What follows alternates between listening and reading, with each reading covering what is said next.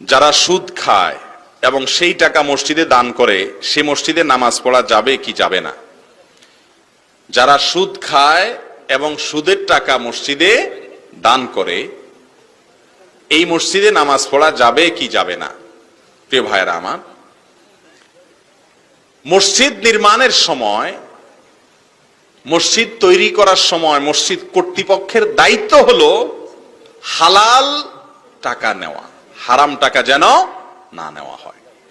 মসজিদ যারা নির্মাণ করবে তাদের দায়িত্ব হলো হালাল টাকা দেখে দেখে নেওয়া। এখন মসজিদ কমিটিতে, মাদ্রাসার কমিটিতে, ওয়াজ মাহফিলের কমিটিতে যারা থাকে, এদের দরকার পয়সা। হালাল আর হারামের বাছবিচার নাই। হালাল হারাম যদি বাছবিচার না করেন, তাহলে এই হারাম টাকা দিয়ে যদি দিনের কাজ করেন, তাহলে সওয়াব কখনো হবে না। আপনারা জানেন, মক্কার মুশরিকরা তারা পর্যন্ত বুঝতো যে দিনের কাজ করলে হালাল টাকা দিয়ে করতে হয়, হারাম টাকা দিয়ে করা যায় না। যারা মক্কায় গেছেন জানেন, মক্কায় যে কালো গিলাফে ঘেরা বাইতুল্লাহ বা কাবা, এই কাবা ঘরের এক পাশে বুক পরিমাণ ওয়াল উঁচা করা আছে, দেখছেন আপনারা? হাতিমে কাবা, এটা কিন্তু কাবার ভিতরের অংশ ছিল। আমাদের প্রিয় নবী সাল্লাল্লাহু আলাইহি সাল্লামের দাদা আব্দুল মুত্তালিবের শাসন আমলে, আব্দুল মুত্তালিবের নেতৃত্বে এই কাবার পুনর্নির্মাণ করা হয়েছে। যখন কাবার পুনর্নির্মাণ করা হয়েছে, তখন তারা বলছিলেন যে আমরা হারাম কোন টাকা কাবা ঘরে নেব না। আর হালাল টাকা সব সময় কম থাকে না হারাম টাকা থাকে? হালাল না কম থাকে সব সময়?